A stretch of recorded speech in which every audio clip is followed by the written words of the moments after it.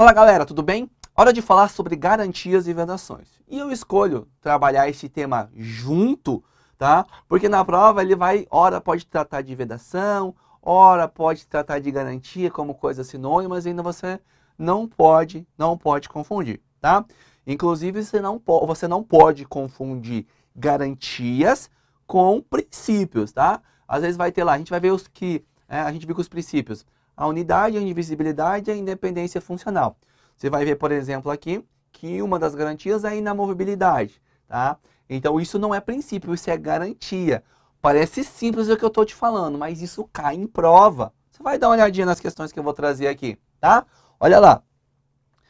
As garantias estão elencadas no parágrafo 5º do artigo 128 da Constituição Federal. Nós estamos aí na Constituição Federal ainda, tá? Então, olha só. As garantias. Vitaliciedade. Tá? A vitaliciedade é algo parecido que você vai adquirir, né, quando você completar 3 anos de efetivo exercício. A vitaliciedade dos membros, tá? Ela é adquirida após 2 anos de efetivo exercício e ter sido considerado apto no estágio probatório. Os membros também têm, né? Os membros também participam aí do estágio probatório, tá? Ele tem que passar. Se ele não for aprovado no estágio probatório, ele é exonerado, tá? A gente vai falar do rito aqui? Não, a gente fala do rito lá nas disposições estatutárias da lei orgânica, tá? Não falamos aqui não, porque a Constituição não fala e a gente, por enquanto, está estudando as disposições constitucionais. Não confunda, membro, 2 anos de efetivo exercício e adquire a vitaliciedade. Servidor, 3 anos de efetivo exercício e adquire o quê? Né? A estabilidade. Adquire a estabilidade do serviço público após a aprovação no estágio probatório também. Tá? Qual que é a diferença? É a das possibilidades de demissão. O membro, né, que adquire a vitaliciedade após a vitaliciedade só pode perder o cargo por sentença judicial transitada em julgado. Somente por essa hipótese, depois que ele adquire a vitaliciedade. Antes de ele adquirir a vitaliciedade, ele pode ser aí, ó, perder o cargo, né, por um processo administrativo, tá? Mas esse assunto para LC 75, calma aí, tá? E o servidor? O servidor adquire estabilidade e ele pode, né, perder o cargo lá em 4 hipóteses. Você tem que saber, né? Pode ir lá, sentença judicial transitada em julgado, processo administrativo, processo de avaliação de desempenho se ele for considerado insuficiente e pela redução de despesas, tá? Pela redução de despesas, o servidor também pode perder o cargo, tá? Então o servidor pode perder o cargo nessas 4 hipóteses, estabilidade. Membro só pode perder um cargo porque ele é vitalício. Essa, né, em linhas gerais, é a grande, né, a grande diferença, tá? A grande diferença aí, tá? Olha só, inamovibilidade. Inamovibilidade, ela é adquirida o seguinte. Veja, vamos usar o exemplo da Lava Jato, porque é um negócio que, né, seja quem apoia, seja quem não apoia, às vezes não entende. Então, olha só, vem cá. O membro, né, ele é inamovível, né? A regra é que ele é inamovível no seu local de trabalho. Temos o rapaz lá, o menino que trabalhava lá, né, na Lava Jato, né, que era um membro do Ministério Público incumbido de conduzir esse processo no âmbito do MP, tá? Por que que o PGR não relotou ele, não removeu, não mandou ele sair de Curitiba e para Brasília, por exemplo? Tá? Porque o membro, ele gosta da garantia da inamovibilidade. Isso evita remoções compulsórias, tá? Porque as remoções compulsórias, nesse caso, a Lava Jato seria para quê? Para tirar essa pessoa e colocar, às vezes, lá o quê? Um acusador público, lembra? E aí o princípio do promotor natural fica onde? Tá vendo? Uma coisa tá ligada à outra. Princípio, né, o princípio lá do promotor natural tem tudo a ver com a inamovibilidade. A gente não pode remover. Mas existe a possibilidade deste membro ser removido sim, quando o interesse público exigir. E aí a gente não vai entrar, né, na discussão, e quando que o interesse público vai exigir? Não vamos entrar nessa discussão, por isso não cai em prova e também não está no texto constitucional, tá? Olha só. Quando o interesse público exigir, ó, por motivo de interesse público, mas aí precisa, né, de uma decisão do colegiado competente, tá, uma decisão do colegiado competente do Ministério Público pelo voto da maioria absoluta de seus membros, assegurada a ampla defesa. Tá? O que isso quer dizer? Ah, então não basta somente um ato. Poxa, eu acordei, né? Ah, eu vou remover alguém de lugar que eu não estou feliz. Não, não é somente um ato por interesse público do PGR. Ele tem que, né, pode pedir, mas aí vai rolar um procedimento interno. O membro tem direito à ampla defesa, tem direito ao contraditório, tem o direito de contestar isso aí, tá? E olha só, isso ainda precisa de voto da maioria absoluta dos membros, tá, do órgão colegiado competente, tá? Veja só, o que está acontecendo aqui, tá? Aqui tem uma coisa que eu vou falar já, eu ia falar depois, mas eu vou falar já, né? Uma coisinha que eu preciso te contar. Lá na LC 75, tá dizendo que a inamovibilidade, salvo, né, por interesse público, por voto de 2/3 do membro, tá? Agora vem bem, olha só, eu tenho a LC 75 aqui, e eu tenho a Constituição Federal aqui. O que a Constituição faz? Pisa em cima. A Constituição é superior à LC 75, portanto, né, os membros podem ser, né, removidos por interesse público por voto da maioria absoluta dos seus membros, assegurada aí, ó, a ampla defesa. Perfeito? Assegurada aí a ampla defesa, tá? Tem mais, tá? E também a irredutibilidade dos subsídios, tá? Irredutibilidade dos subsídios, tá? Calma aí, tá? Redutibilidade de subsídios. O que é subsídio? Né? Você, servidor, vai receber vencimento básico, mais vantagens, mais não sei o quê, né? Lá no final, a grosso modo, lá juntando todo o grosso, você vai receber o quê? A sua remuneração. Os membros, eles não recebem remuneração. A contraprestação pecuniária que o Estado dá aos membros do Ministério Público é por subsídio, né? É o quê?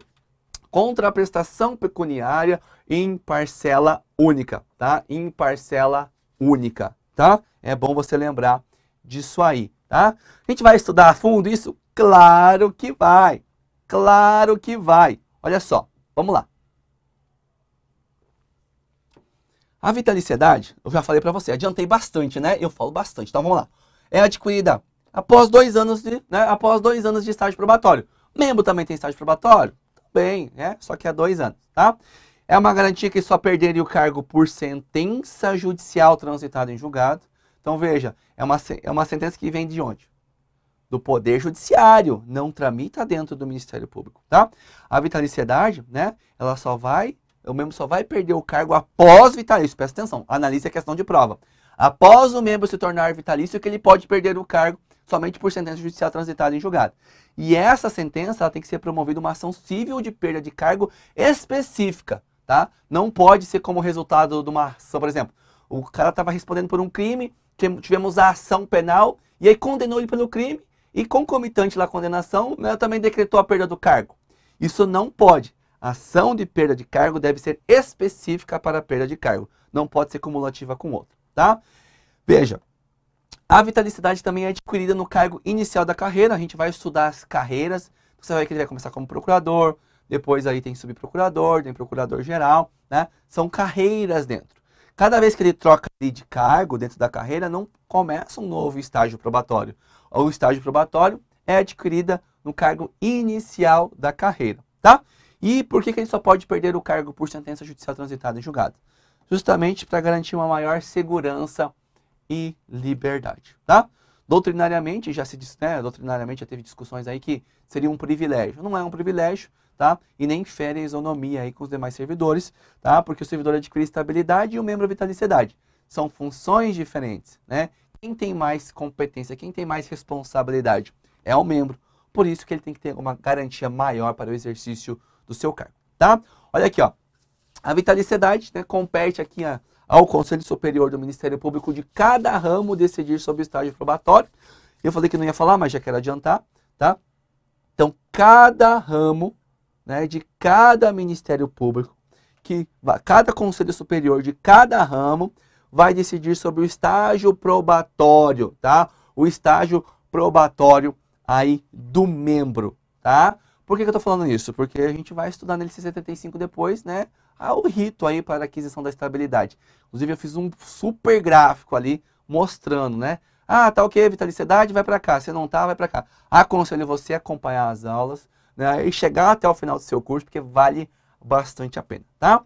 Veja, então, olha só, cabe ao Conselho Superior, mediante um PAT, né, propor ao Procurador-Geral do Ministério Público, Procurador-Geral, né, o ajuizamento da ação. Aí você veja bem, esse ajuizamento da ação, como eu disse para você, tem que ser numa, né, você pode encontrar assim, né, como uma ação autônoma, ação isolada, ação própria para isso, tá? Você pode encontrar todas essas possibilidades de cobrança lá no sua prova, tá? Quem vai promover a ação, tá? A ação específica é o Procurador-Geral da República. É o Procurador-Geral da República, tá? E também a ação para a perda do cargo, né? Acarreta o afastamento do cargo e a perda do subsídio, tá? Mas olha só, por enquanto são informações gerais. São informações gerais, já que a gente está falando da vitaliciedade. Na LC 75, a gente vai falar bastante disso aqui, tá? Vamos passar para a inamovibilidade. Isso impede que o membro seja removido compulsoriamente do seu local de atuação, tá? Já falei isso para você. Só que veja, o membro, né, ele não pode, a regra é que ele não vai ser removido compulsoriamente como uma retaliação da sua atividade. Mas o membro, ele pode, por exemplo, né, pedir para sair, para sair do lugar? Sim, de tempos em tempos, né, o MP abre aí, né, um edital de remoção interna, assim como abre para servidores. Então os membros podem optar, agora eu quero ir para a capital, agora eu quero ir para o interior, né? Eles podem optar as cidades ali se eles quiserem sair. Então a inamovibilidade não impede a remoção a pedido, tá? Não impede a remoção a pedido. E também não impede a remoção pelo interesse público, como eu já adiantei para vocês também, né? Isso aí, ó, tem uma controvérsia, uma divergência entre a LC 75 e a Constituição. O que prevalece é o comando constitucional. Aí é o comando constitucional. Fechou? Inamovibilidade é isso aí. E a redutibilidade é uma garantia financeira que é conferida aos membros do Ministério Público, tá? Aos membros do Ministério Público. E aqui você tem que saber o seguinte, é uma garantia financeira, né, que garante apenas a irredutibilidade nominal. Vou te explicar a diferença. Vamos dizer, vem aqui para a tela, mais fácil. Vamos dizer que o membro ganha 20 mil reais, tá? Não é esse aqui o subsídio, mas vamos dizer o seguinte. Vamos dizer que no ano, né, aqui nós tivemos 10% de inflação, tá? 10% de inflação. Aí, o que é essa tal da inflação?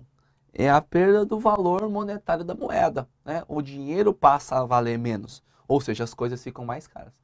O que você comprava antes com 50 reais, agora, por exemplo, custa 55, tá? Porque a moeda está perdendo dinheiro. Então, isso aqui, ó, o valor real disso para o próximo ano seria o quê?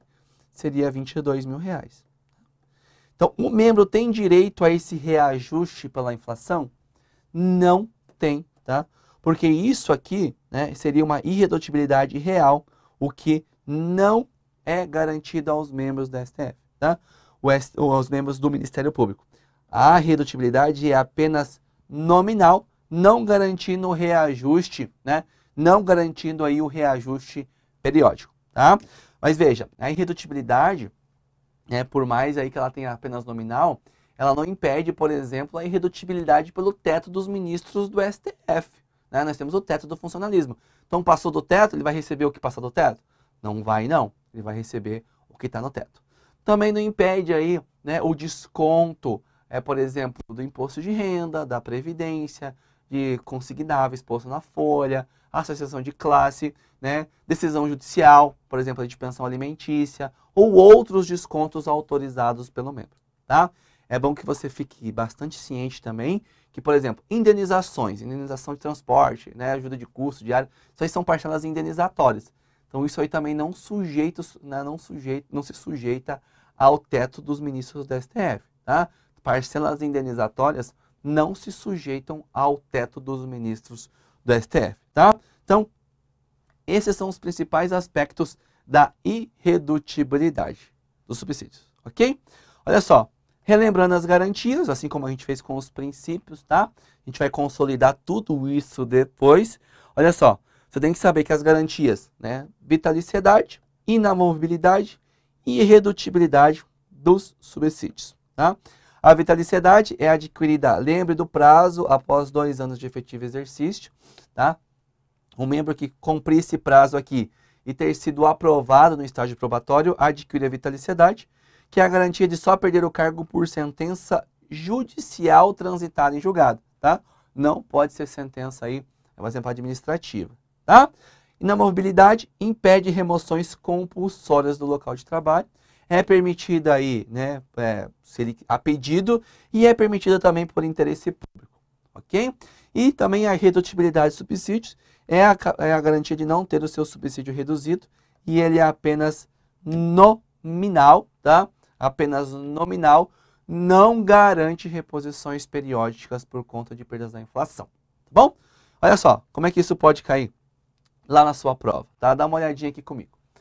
Aos membros do MP é garantida constitucionalmente, né, a vitaliciedade após 2 anos de efetivo exercício, tá? Após 2 anos aí de efetivo exercício, tá? Ressalvada a perda de cargo por sentença judicial transitada em julgado, tá? Aos membros é garantida a vitaliciedade após 2 anos? Isso aí, exceto perder o cargo por sentença judicial transitada em julgado, tá? Tá certíssima, tá? Tá certíssima, tá? Temos aqui, ó. Essa questão não é do Cécio, mas eu gosto muito dela. A condenação criminal com trânsito em julgado por crime incompatível, tá? Por crime incompatível com o exercício do cargo, pode acarretar como efeito da condenação a perda do cargo de membro vitalício do Ministério Público, tá? Então, podemos ter efeito, né, como efeito de uma sentença criminal, né, cumulativamente a perda do cargo? Não pode, não pode. Sentença, né, a sentença de perda de cargo só pode ser proferida em ação específica, né, em ação autônoma acerca da perda do cargo, tá? É importantíssimo você ficar ciente nisso aqui, tá? Ficar bastante ciente nisso aqui. Vamos aproveitar e fazer mais 2 questões que a gente deixou para trás antes, tá? Para que a gente pudesse resolver, tá? Olha só, vem cá comigo para a tela. Em razão da inamovibilidade, assegura-se aos membros que não sejam removidos em nenhuma hipótese. Os membros não serão removidos em nenhuma hipótese? E a questão lá do interesse público, né? Por voto da maioria absoluta do Conselho Superior, assegurada a ampla defesa. Tá errada, tá? Tá errada. E a vitaliciedade, ó. Dada a vitaliciedade, os membros não podem ser destituídos do cargo, ainda que alcancem a idade para aposentadoria compulsória, né? Também está errado, porque a aposentadoria compulsória é uma regra da Constituição, tá? É uma regrinha que você tem na Constituição. Agora mudou, né? Antes era 70 anos, agora até 75 anos. Aí vai cobrar a idade. Se cobrar, vai pedir alguma coisa junto de direito constitucional com lei complementar, tá? Mas acredito que isso cairia lá na matéria de direito constitucional, tá? Então veja, eles atingiu a idade da aposentadoria compulsória, amigão? Não tem jeito, não tem jeito. Ele vai ter que se aposentar, tá? E a possibilidade de perder o cargo somente por sentença judicial transitada em julgado. Mas a aposentadoria compulsória é uma regra constitucional também, tá? Antes que eu esqueça, essas garantias, tá? Essas garantias que a gente está vendo e também os princípios, elas são aplicáveis aos membros, não se aplica ao servidor estatutário, tá? Por que não? Porque o servidor estatutário é Lei 8.112. Lembra que eu falei para você? Os membros são regidos pela LC 75. São regimes jurídicos diferentes. Então, tudo que a gente está vendo aqui se aplica aos membros, tá? Se aplica aos membros. Hora de falar, então, das vedações agora. Vedação também é bacana e é bem simples, ó. Primeira delas. E eu até já deixei as anotações aqui, para que você tivesse acesso mais fácil também, tá? Olha só, é vedado aos membros, tá? Receber a qualquer título e a qualquer pretexto honorários, percentagens ou custas processuais, tá? O advogado, por exemplo, recebe os honorários. Um membro do Ministério Público pode? Um membro do Ministério Público não pode. Mas essa é uma vedação à pessoa física do membro, a pessoa física. Essa vedação ao membro pessoa física não impede que o MP, né, enquanto instituição, receba. Então veja, o membro não pode receber, mas o MP enquanto instituição pode receber sim, tá bom? Outra vedação, ó. Participar de sociedade comercial na forma da lei, mas ele pode ser só acionista ou cotista, tá? Qual que é a diferença? Né? Se você abre uma empresa limitada, né, vai ter lá as cotas limitadas, você vai participar então como cotista, vai ter uma das cotas. E o acionista, uma empresa por ação. Se o membro, por exemplo, compra ações da Petrobras na bolsa, ele é um acionista. Isso também é permitido, tá? Outra vedação. Veja, exercer, ainda que em disponibilidade, qualquer outra função pública, veja, qualquer outra função pública, exceto a do magistério. E aqui você tem que ficar ligado, eu vou até desenhar para você que fica mais fácil, tá? Veja, membro do MP aqui, ó, ele é membro do MP, então ele já exerce uma função pública, um cargo público, né? Então, olha só, ele pode exercer o quê? Vamos anotar de outra cor. Tá? Mais um cargo público de magistério. Tá? De magistério. Isso aqui o membro pode fazer, tá? Agora veja bem, vamos colocar alguns cenários aqui. Tá? Vamos colocar alguns cenários aqui. Um membro do Ministério Público, tá? Membro do Ministério Público e dá aulas aí numa faculdade federal. Agora, por exemplo, ele foi lá e passou em outro concurso de outra faculdade estadual, por exemplo. Ele pode ser membro do Ministério Público, né? Dar aula na faculdade federal, né? E dar aula na faculdade estadual, ali, ocupando outro cargo público? Não, porque nós já teríamos o quê? 3 cargos públicos. Ele pode exercer uma do Ministério Público e uma de magistério, tá? Agora veja bem, esse membro, né, vamos dizer que esse membro aqui, ó, ele vai dar aula, né, aí numa instituição particular, tá? Então não é um cargo público, é um cargo, né, vamos falar na iniciativa privada. Vamos dizer que ele dá aula por estratégia. Isso aqui pode? Isso aqui pode. Isso pode. Porque olha a vedação aqui, ó. Qualquer outra função pública, salvo uma de magistério. Ele pode ser membro do Ministério Público, ele pode exercer função magistério numa faculdade federal, se ocupar um cargo público, e ele pode dar aula em quantas instituições privadas ele quiser. A vedação é só outra de cargo público, tá? Outra questão que é importante. Então ele está aqui, né, vamos dizer, esse cenário aqui, ele está ali, membro do Ministério Público e dá aula num cargo público com culpa de magistério. Em qualquer hipótese, mesmo sendo lícita a acumulação constitucional de cargo, em qualquer hipótese, né, deve existir a compatibilidade de horário. Ah, mas a Constituição me garante, né? Mas ele presta expediente, né? Ele presta expediente, por exemplo, presta expediente ali, por exemplo, né, das 12 às 18 horas. Tá? E ele tem que dar aula 2 vezes por semana à tarde, por exemplo. Isso pode? Não pode, porque não tem compatibilidade de horário. Então, mesmo a acumulação sendo lícita, se não tiver compatibilidade de horário, ele não pode, tá? Bora lá. E a outra é bem simples.